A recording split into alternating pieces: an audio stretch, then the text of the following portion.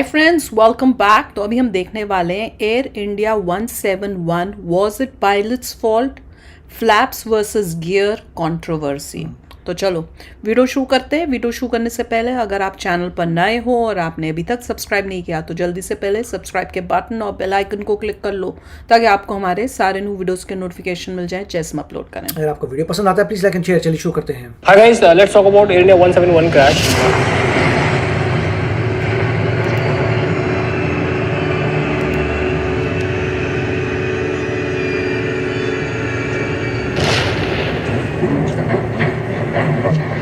हालांकि मैंने पूरा प्रिपेयर कर लिया कि मेरे हिसाब से मुझे क्या लगता है, just analysis and my perspective, but this video is not about that. This is about there is a theory going on on the internet and some pilots जो बाहर के पायलट्स हैं उन्होंने ये बोला है कि शायद इंडियन पायलट्स ने फ्लैप रिट्रैक्ट कर दिया गियर की बजाय, क्योंकि दिख रहा है कि गियर नीचे है एंड जब वो प्लेन नीचे गया क्रैश हुआ तो गियर अप नहीं थी.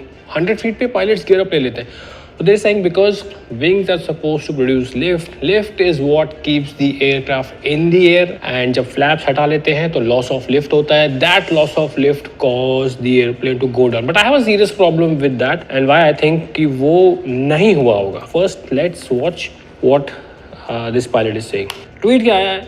Looks like Air India plane crash was due to pilot error, not raising landing gear and not proper use of flaps. सबसे इजी होता है पायलट्स को ब्लेम करना. In this case the pilots are not there to defend themselves. तो सबसे easy है भाई, छोड़ो बोइंग को, छोड़ो बहुत बड़ी कंपनी है, एयर इंडिया को छोड़ो बहुत बड़ी कंपनी है, सबको छोड़ो, let's blame it on the pilot. और मुझे एक चीज़ और पता चली कि जब आप इसको पायलट पे ब्लेम करते हैं तो इंश्योरेंस क्लेम करना सबसे ज़्यादा आसान हो जाता है. That is one more reason for big companies to not take it on themselves. क्योंकि बोइंग बोलेगा मेरी खराबी थी तो भाई इंश्योरेंस मिलेगा ही नहीं. एयर इंडिया बोलेगा मेरे प्रोसीजर में खराबी थी, इंश्योरेंस क्लेम लेने में बहुत दिक्कत आएगी. अब बोल दीजिए पायलट एरर थी. हाँ, उसको ट्रेनिंग अच्छी दी गई, सब कुछ था, बट पायलट एरर थी. Pilots are not there to defend themselves or say कि क्या खराबी थी. Blame it on the pilots.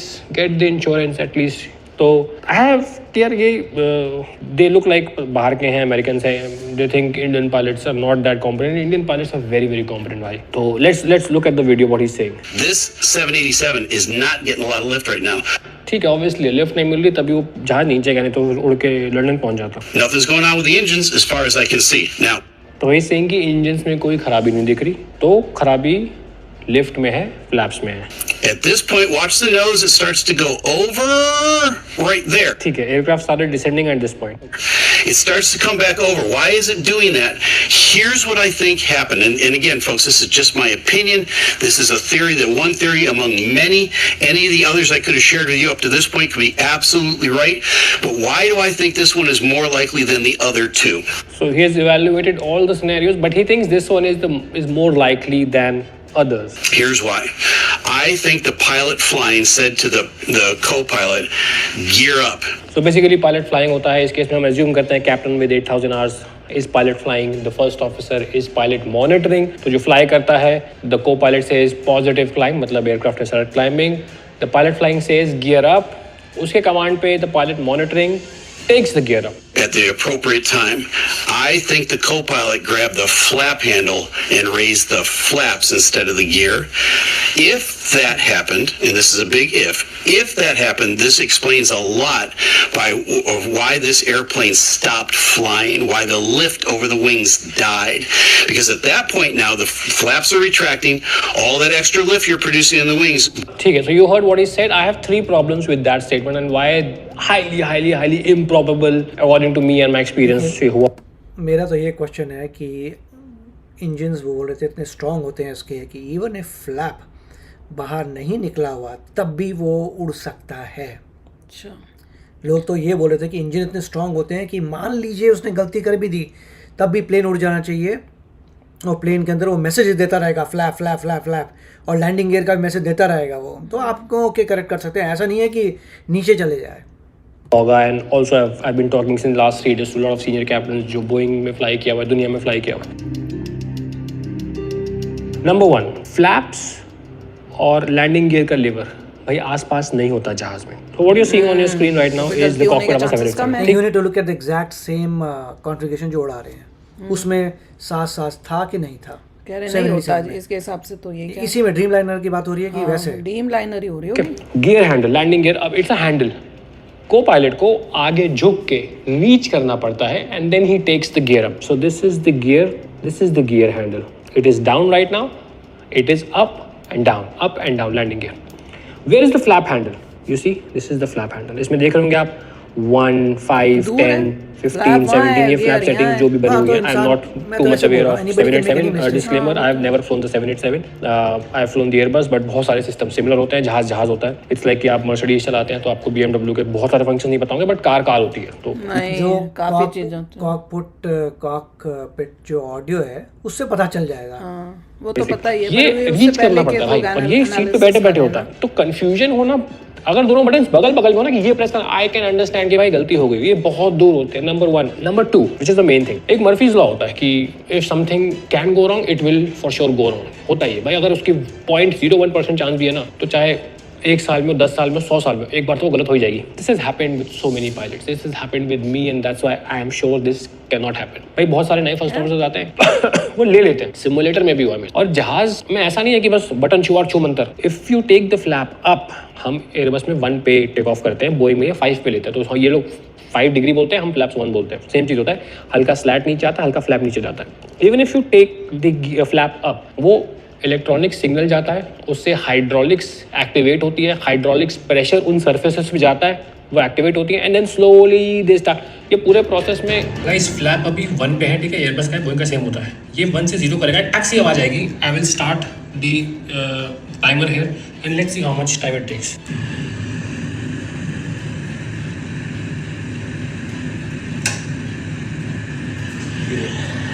अब ये जाके 0 पे आ रहा है. जब भी आएगा मैं टाइमर स्टॉप कर दूंगा. सिमुलेटर है. अभी तक 0 नहीं हुआ. अभी तक 0 नहीं हुआ. It takes so much time to for flaps. अब ये 0 हुआ है. अब ये 0 होगा भाई.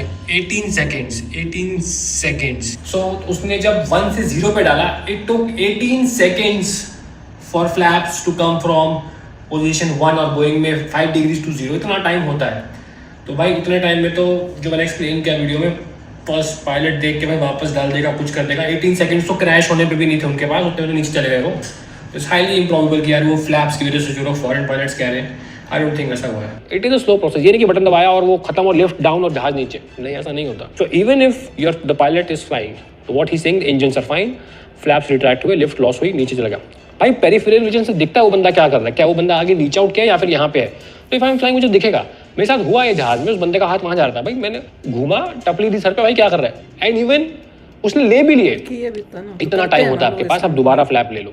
आप फ्लाई कर रहे हो, आप कैप्टन हो, ऑटो पायलट भी ले सकते हो. इतना टाइम होता है भाई जहाज में. And this is the second reason.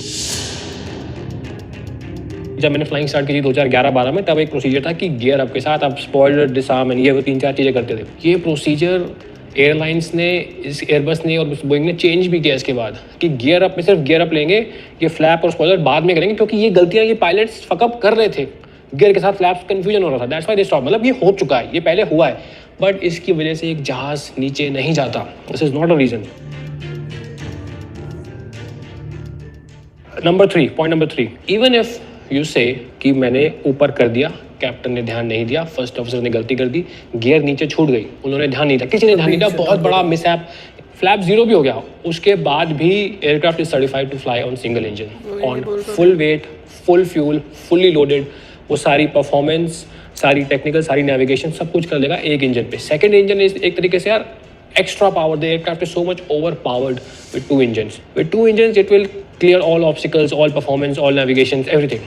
तो अगर आपने उसको 0 भी कर दिया ना, and both engines are working properly, aircraft climb कर रहा है and climb out 2500 फीट पर मिनट, 2000 फीट पर मिनट, भाई वो 2000 से 1500 आएगा, 1400, 1300, and again it will go back again. चलो वो भी नहीं हुआ भाई.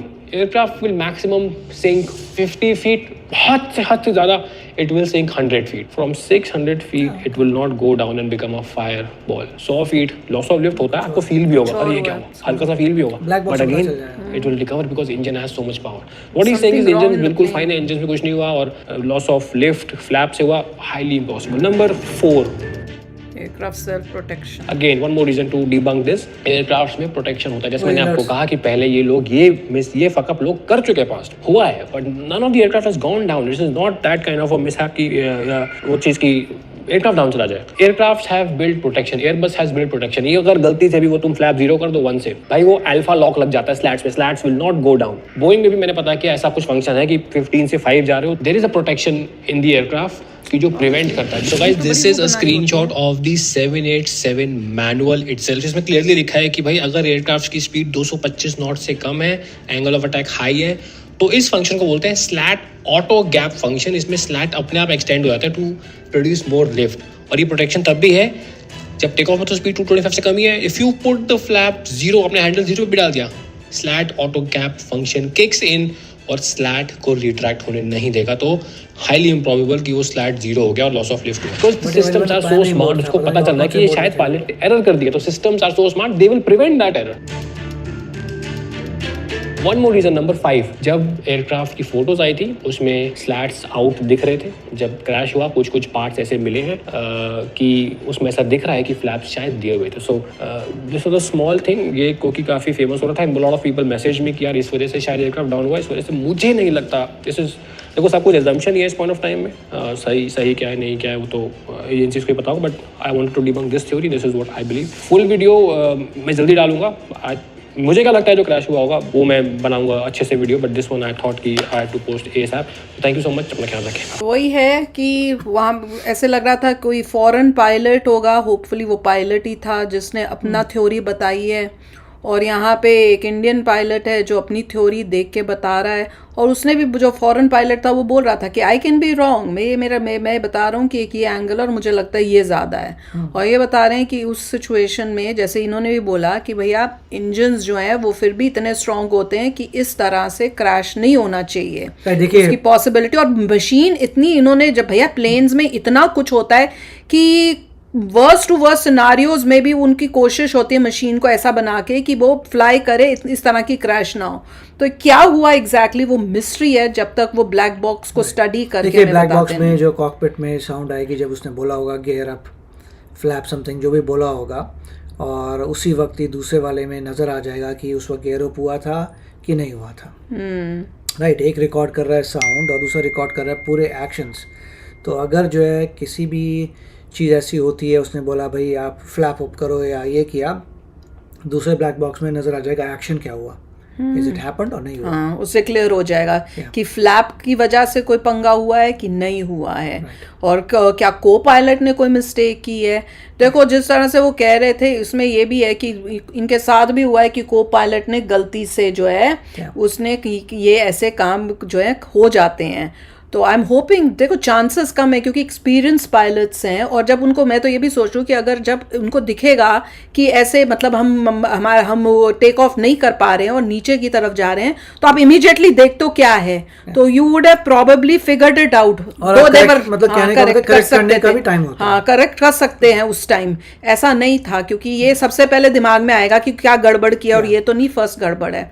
पर एनीवे वेट तो इसी की हो रही है कि ब्लैक बॉक्स अब दोनों जो मिल गए हैं उसकी स्टडी करके वो हमें वर्ल्ड दुनिया को जल्दी बताएं, और दूसरी टीम्स UK और USA से भी आई हुई हैं, तो ये सब जल्दी पता चले, मतलब बहुत ध्यान से देखेंगे, बहुत ध्यान से स्टडी होगा, गुंजाइश ना हो किसी भी बात की, फिर पता चलेगा। एंड आई एम होपिंग कि पायलट की गलतियां ना हो, क्योंकि that would be very very very very.